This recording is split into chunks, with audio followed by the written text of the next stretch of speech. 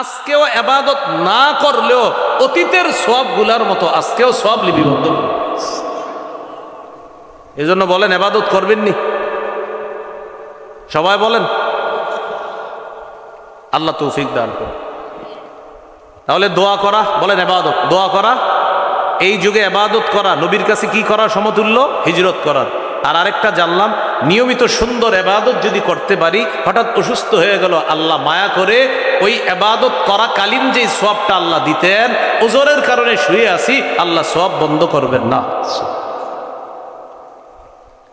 আর একটা হাদিস শোনেন, সহিহুল জামে হাদিসের কিতাব 4214 নম্বর হাদিস। এই হাদিসের মধ্যে আসছে ফদলুল ইলমি আহাব্বু ইলাইয়া মিন ফদলিল ইবাদাহ। সাধারণ জনগণের নফল ইবাদতের মর্যাদার চাইতে আলেমের ইলম অন্বেষণের মর্যাদা আমি নবীর কাছে আরো বেশি দামি। সুবহানাল্লাহ। সাধারণ জনগণের নফল ইবাদতের মর্যাদা অনেক বেশি। আলেম ইলম অন্বেষণ করে ঘরে বৈশা বৈশা, এই আলেমের ইলম অন্বেষণের মর্যাদা সাধারণ জনগণের নফল ইবাদতের মর্যাদার চাইতে ক্ষেত্র বিশেষ নবীর কাছে বেশি প্রিয়, বেশি দামি। এটার কারণ কি? একজন আলেমের ইলম অন্বেষণ করার পর, সঠিক বিদ্যা অর্জন করার পর, তার এই সঠিক বিদ্যা একটা জাতির পরিবর্তন হয়, একটা সমাজের পরিবর্তন হয়। এই জন্য আলেমের ইলম অন্বেষণের মর্যাদা, আল্লাহ রাসূল বলেন, সাধারণ জনগণের নফল ইবাদতের মর্যাদার চেয়ে আরো বেশি। কারণ আলেমের এক কথায় একটা জাতির মধ্যে পরিবর্তন এসে যেতে পারে। এটা হলো আলেমের ইলম অন্বেষণের একটা আলাদা পাওয়ার। সঠিক বিদ্যার কারণে একটা জাতিকে আল্লাহ পরিবর্তন করে। আল্লামা আহমদ শফী রহমতুল্লাহ আলাইহি এক আহ্বানে পুরা বাংলাদেশের মুসলমান এক হয়েছিল কিনা বলে? তাহলে আলেমের ইলম অন্বেষণ ক্ষেত্র বিশেষ, আলেমের মর্যাদা আল্লাহর কাছে অনেক বেশি। তো যাই হোক, এর মানে আপনারা ইবাদত ছেড়ে দিয়ে না। হাদিসের অনুবাদ কি? সাধারণ জনগণের নফল ইবাদতের মর্যাদা, মর্যাদা তো অবশ্যই আছে। তো বলছে আলেমের ইলম অন্বেষণের মর্যাদা, এটাও ইবাদত। সাধারণ জনগণ নফল নামাজ পড়া, এটাও ইবাদত। আলেম ইলম অন্বেষণ করা, এটাও ইবাদত। উভয়টা ইবাদত। নবী বলেন ক্ষেত্র বিশেষ আলেমের ইলম অন্বেষণ নামক ইবাদত যেটা, এটার মর্যাদা আমার কাছে আরো বেশি। সুবহানাল্লাহ। আল্লাহ আমাদেরকে কথাগুলা মনে রাখার তৌফিক দান করে। এই হলো হাদিসে ইবাদত সম্পর্কে কিছু গুরুত্বপূর্ণ বিষয় আমরা জানলাম। 1 নম্বর আলোচনা গেল আবিধানিক পারিভাষিক অর্থ। 2 নম্বর আলোচনা গেল পবিত্র কোরআনে ইবাদত গোলামি বা দাসত্ব 2 প্রকার। 3 নম্বর আলোচনা গেল পবিত্র হাদিসে ইবাদতের প্রায়োগিক অর্থ। আমরা 4টি হাদিস থেকে ইবাদত সম্পর্কে কিছু ব্যবহার হাদিস থেকে আমরা জেনে নিলাম। আজকের 4 নম্বর আলোচনা, এটা আমার সাথে একটু বলেন। বলেন সওয়াব কামাই করার দিক থেকে ইবাদত 2 প্রকার। অর্থাৎ আমরা 2 মাধ্যমে ইবাদত করে সওয়াব কামাই করি। 1, নিজে ইবাদত করে সওয়াব কামাই করি। 2, অন্যের সাহায্যে ইবাদত করে সওয়াব কামাই করি। যেমন ফজরের নামাজের আগে সুন্নত কয় রাকাত?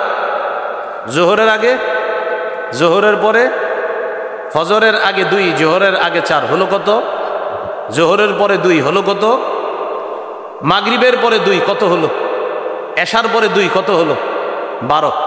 এই 12 রাকাত সুন্নত কি জামাতে পড়েন না একা একা? একা একা। তাহলে এই সুন্নত একা একা ইবাদত করি, এই ইবাদতের সওয়াবটা আমি নিজে কইরা পাই। সুবহানাল্লাহ। রাসূলুল্লাহ সাল্লাল্লাহু আলাইহি সাল্লাম বলেন, কেউ যদি নিয়মিত 12 রাকাত সুন্নতের পাবন্দি করে, ওয়াজাবাত লাহুল জান্নাহ, আল্লাহ তার জন্য জান্নাত ওয়াজিব করে দেয়, তার জন্য জান্নাত ওয়াজিব হয়ে যায়। নিয়মিত কয় রাকাত সুন্নত পড়ব? ইদানিং কালে আবার নতুন নতুন অনেকে ইসলাম শিখার পর আপনাদের সাধারণ জনগণরা এসে বলে, ভাই সুন্নত না পড়লে কি গুনাহ হবে? এটা আপনাদেরকে বুঝাবে। এই জাতীয় কথা যারা বলবে, আপনার সাথে পাল্টা প্রশ্ন করবেন, ভাই গুনাহ হবে না সওয়াব হবে? এটার আগে আপনার কাছে আমি জানতে চাই, আপনি বলেন আপনার জন্য জান্নাত ওয়াজিব হোক, এটা কি আপনি চান নাকি চান না?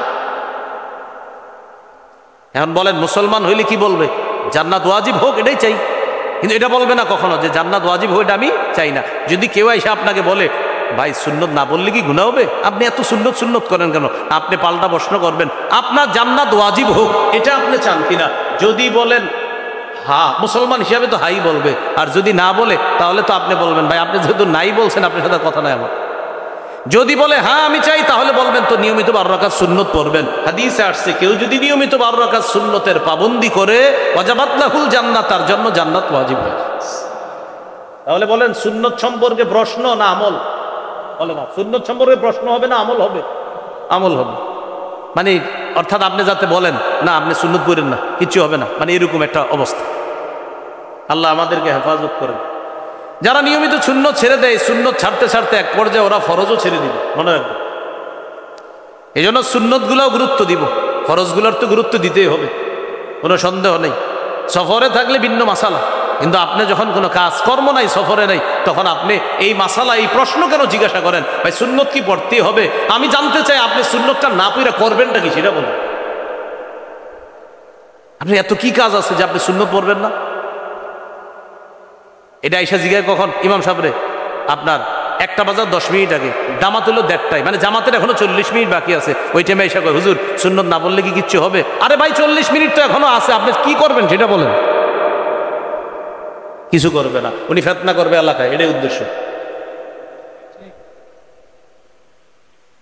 তাহলে সব কামাই করার দিক থেকে ইবাদত কয় প্রকার? 1 নাম্বার নিজে ইবাদত করে সওয়াব কামাই করা, যেমন সুন্নত নামাজগুলা পড়া। রাসূলুল্লাহ সাল্লাল্লাহু আলাইহি সাল্লাম বলেন কেউ যদি নিয়মিত 12 রাকাত সুন্নতের যত্ন নেয় ওয়াজাবাত লাহুল জান্নাত, তার জন্য জান্নাত ওয়াজিব হয়ে যায়। 2 নাম্বার অন্যের সাহায্যে ইবাদত করে সওয়াব কামাই করা, যেমন জামাতের সাথে নামাজ পড়া। জামাতের সাথে নামাজ একা পড়া যায় না, কমপক্ষে দুইজন লাগে। এই জন্য জামাতের সাথে নামাজ পড়া এটা হলো অন্যের সাহায্যে ইবাদত। রাসূলুল্লাহ সাল্লাল্লাহু আলাইহি সাল্লাম বলেন একাকী নামাজ পড়ার চাইতে জামাতে নামাজ পড়লে 27 গুণ বেশি সওয়াব আল্লাহ দান করেন। তাহলে একটা হলো নিজে ইবাদত করে সওয়াব কামাই করা, আরেকটা অন্যের সাহায্যে। নিজে ইবাদত করে সওয়াব কামাই করার আরেকটা দৃষ্টান্ত আমরা সবাই পড়ি আলহামদুলিল্লাহ। এই যে আপনারা নিজে নিজে পড়েন আলহামদুলিল্লাহ রাব্বিল আলামিন, যতটা অক্ষর আছে প্রতিটা অক্ষরে আপনি সওয়াব পেয়ে যাবেন। তিরমিজির 2910 নম্বর হাদিস, রাসূলুল্লাহ সাল্লাল্লাহু আলাইহি সাল্লাম বলেন মান ক্বারাআ হারফাম মিন কিতাবিল্লাহ ফালাহু বিহি হাসানা ওয়াল হাসানাতু বিআশরি আমসালিহা। কেউ যদি কোরআনের একটি অক্ষর পড়ে তার আমলনামায় 10টি নেকি লিপিবদ্ধ হবে। এই জন্য কোরআন পড়বেন। মসজিদে বৈশা রয়েছেন সুন্নত পইরা, এখনো 10 মিনিট বাকি আছে জামাতের কাজ, সময়গুলা কাজে লাগান। আলাপ করেন না, গল্প করেন না, সুবহানাল্লাহ পড়েন। হুজুর অনেকক্ষণ পড়ছি, আলহামদুলিল্লাহ পড়েন, লা ইলাহা ইল্লাল্লাহ পড়েন, আল্লাহু আকবার পড়েন। হুজুর সব পড়ছি, এরপরেও সময় রয়ে গেছে, সামনে মসজিদের সামনে কোরআন আছে, আমপারা আছে, ওইটা নেন। আমপারার সূরাগুলা বৈশা বৈশা পড়েন, যেগুলা পারেন আবার পড়েন, যতবার পারেন পড়েন। কুল হুয়াল্লাহ 3 বার পড়েন, একবার পড়েন 10 পারা কোরআনের সওয়াব, আরেকবার পড়েন কোরআনের 2/3 সওয়াব, আরেকবার পড়েন আবার কোরআনের আপনার পুরা 30 পারা কোরআনের সওয়াব। তো আপনি এইভাবে সূরা ইখলাস পড়তে থাকেন, 10 বার সূরা ইখলাস পড়েন, জান্নাতে একটা ঘর নির্মাণ হয়ে যায়। তো আপনার 10 মিনিট বাকি আছে, গল্প গুজব না করে জান্নাতে ঘর বানাইতে থাকেন। কি করবেন? দুনিয়াতে না পারলেও জান্নাতে বানাইতে থাকেন। বলু আল্লাহু আহাদ কয়বার? 10 বার। 10 বার পড়বেন জান্নাতে একটা ঘর, 10 বার পড়বেন জান্নাতে একটা ঘর। সুবহানাল্লাহ। এই জন্য মাঝে মাঝে 10 তলা 20 তলার দিকে যখন দুনিয়াতে তাকাইবেন, তাকানোর পর মনের মধ্যে যখন আফসোস আসবে 10 তলা বিল্ডিংটা যদি আমার হইতো, সাথে সাথে 10 বার সূরা ইখলাস পড়বেন, পইরা 10 তলার দিকে তাকায় বলবেন তুমি 10 তলা তো কি হয়েছে, আমিও জান্নাতে একটা বানাইছি। তোমারটা ক্ষণস্থায়ী, আমারটা চিরস্থায়ী। সুবহানাল্লাহ। কি মনে থাকবে ইনশাআল্লাহ? জান্নাতের যেটা ওটা কি চিরস্থায়ী, আর দুনিয়াটা না। তো যখন দেখবেন বড় বড় বাড়ির দিকে তাকায় মনে আফসোস আসে, তখন কি করবেন? আর আউযুবিল্লাহ বিসমিল্লাহ পইরা কুল হুয়াল্লাহ 10 বার পইরা তখন মনে মনে বলবেন এটা ক্ষণস্থায়ী, আমি যেটা নির্মাণ করেছি ইনশাআল্লাহ আমি যদি আল্লাহর কাছে সেটা পেয়ে যাই সেটা হবে চিরস্থায়ী। সময়গুলা কাজে লাগাবো তো ইনশাআল্লাহ। তাহলে নিজে ইবাদত করে সওয়াব কামাই করা, আরেকটা অন্যের সাহায্যে ইবাদত করে সওয়াব কামাই করা। অন্যের সাহায্যে ইবাদত করে সওয়াব কামাই, যেমন আরেকটা দৃষ্টান্ত সহিহ বুখারীর বর্ণনা 5353 নম্বর হাদিস, রাসূলুল্লাহ সাল্লাল্লাহু আলাইহি সাল্লাম বলেন আস-সাঈ আলাল আরমিলাতি ওয়াল মিসকিন কাল মুজাহিদি ফি সাবিলিল্লাহ আও আস-সাঈবিন নাহার আল কাঈমিল লাইল আল কানিতি বিআয়াতিল্লাহ। কোন ব্যক্তি অসহায় মানুষের সহযোগিতায় এগিয়ে যাওয়া, বিধবা নারীর সহযোগিতায় এগিয়ে যাওয়া, আল্লাহর রাস্তায় মুজাহিদ জিহাদ করলে যে সওয়াব, কোন ব্যক্তি সারাদিন নফল রোজা রাখলে যেই সওয়াব, সারা রাত তাহাজ্জুদ পড়লে যেই সওয়াব, অসহায় আর বিধবাদের সহযোগিতায় এগিয়ে গেলে এই সবগুলার সওয়াব আল্লাহ এই এক ব্যক্তিকেই দান। এটা অন্যের সাহায্যে সওয়াব। আল্লাহ আমাদের সকলকে ইবাদত করে যে সওয়াব কামাই করার সিস্টেমটা, একটা হলো নিজে ইবাদত করে প্রচুর সওয়াব কামাই করব, আর একটা হলো অন্যের সাহায্যে ইবাদত করে যেই সওয়াবগুলা সেগুলো আমরা কামাই করার চেষ্টা করব। আল্লাহ তাআলা তৌফিক দান করেন। আজকের সর্বশেষ আলোচনা, পঞ্চম আলোচনা, এটা আমার সাথে একটু বলেন যেন মনে থাকে। বলেন, মাধ্যম হিসাবে ইবাদত 5 প্রকার, অর্থাৎ আমরা 5 মাধ্যমে ইবাদত করি। 1 কলব দিয়ে, 2 মুখ দিয়ে, 3 শরীর দিয়ে, 4 অর্থ সম্পদ দিয়ে, 5 শরীর এবং অর্থ দিয়ে। কয় মাধ্যমে ইবাদত করি? আমি আরেকবার বলি, এবার আপনারা বলবেন না, খালি শুনবেন, পরের বার আপনারা বলবেন। আমি বলছি, আমরা 5 মাধ্যমে ইবাদত করি। 1 কলব দিয়ে, 2 মুখ দিয়ে, 3 শরীর দিয়ে, 4 অর্থ সম্পদ দিয়ে, 5 শরীর এবং অর্থ সম্পদ দিয়ে। এবার আপনারা বলেন কয় মাধ্যমে ইবাদত করি? 1 নম্বর, 2 নম্বর, 3 নম্বর, 4 নম্বর, মাশাআল্লাহ 5 নম্বর। 1 নম্বর, এটাকে বলে আত্মিক ইবাদত। বলেন কি বলে? মানে আত্মার সাথে সম্পর্ক। 2 নম্বর কি দিয়ে? এটাকে বলে মৌখিক ইবাদত। 3 নম্বর কি দিয়ে? এটাকে বলে শারীরিক ইবাদত। 4 নম্বর কি দিয়ে? এটাকে বলে আর্থিক ইবাদত। 5 নম্বর কি দিয়ে? এটাকে বলে আর্থিক এবং শারীরিক ইবাদত। তাহলে এবার আসি মূল আলোচনায়। কয় মাধ্যমে ইবাদত করি? 1 নম্বর কি দিয়ে? কলব দিয়ে। এটাকে কি বলে? আত্মিক ইবাদত। যেমন বিশুদ্ধ নিয়ত করা, এটা কলবের ইবাদত।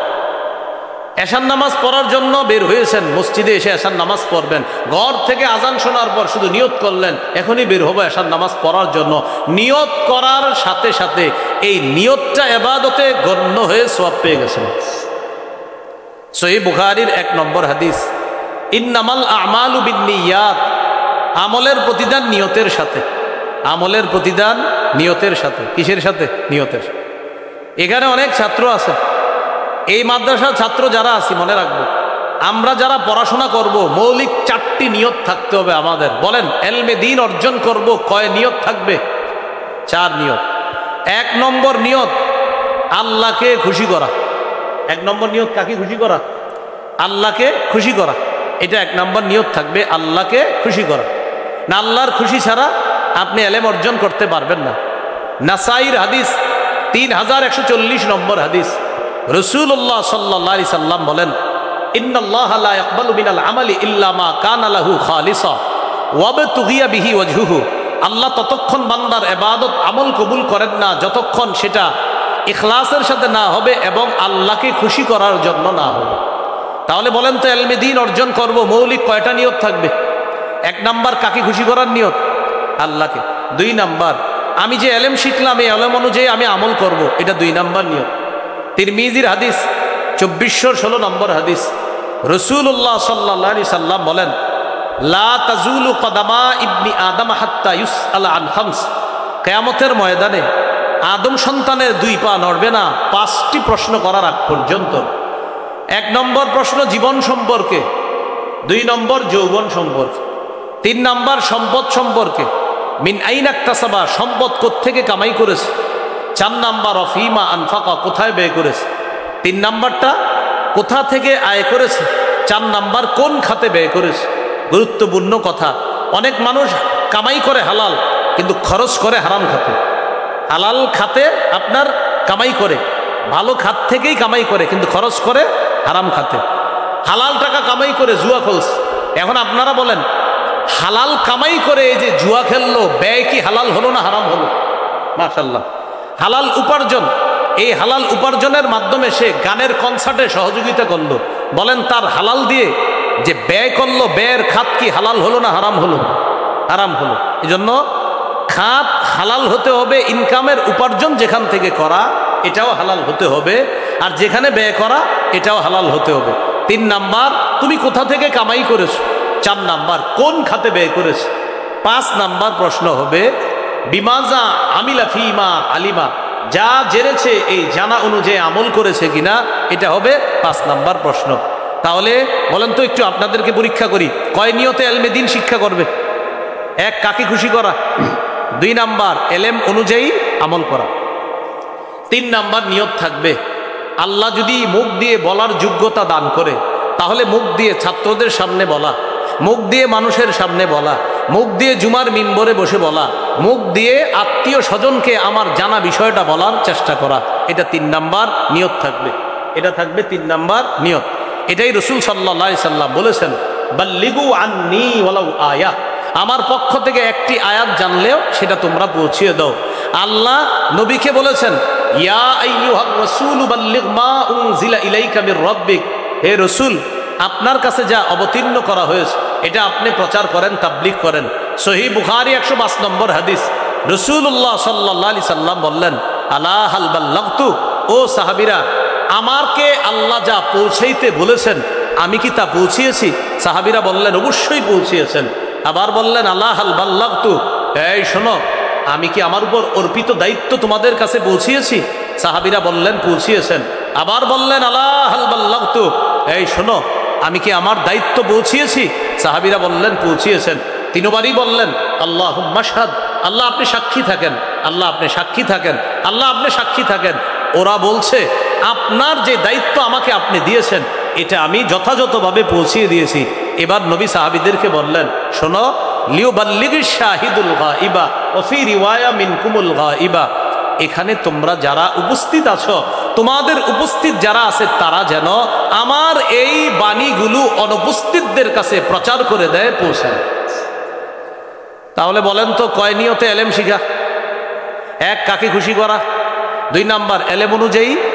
3 নাম্বার, আল্লাহ বলার যোগ্যতা দিলে এটা বলে অন্যের কাছে প্রচার করা। 4, আল্লাহ যদি লেখার যোগ্যতা দান করে লেখার মাধ্যমে এই কথা অন্যের কাছে প্রচার করা। কিতাব লেখা হতে পারে, অথবা আপনি বিভিন্ন আর্টিকেল লেখেন, এই লেখার মাধ্যমে হতে পারে। এই হলো আপনার 4 নাম্বার, 4টা নিয়ত থাকবে। তাহলে আসেন, ইবাদত করি কয় মাধ্যমে? ভুলে গেছে। 5, ইবাদত করি কয় মাধ্যমে? 1, কি দিয়ে? মাশাআল্লাহ, নিয়ত কিসের ইবাদত? কলবের। এই তো, নিয়ত কিসের ইবাদত? কলবের। আরেকটা আছে কলবের ইবাদত, ইখলাস। বলেন, ইখলাস কিসের ইবাদত? কলবের ইবাদত। ইখলাস দেখা যায়? দেখানো যায়? আচ্ছা আমি আপনাদেরকে দেখাই, দেখি দেখানো যায় কিনা। আবার সবাই বলেন, ইখলাস কি দেখানো যায়? না।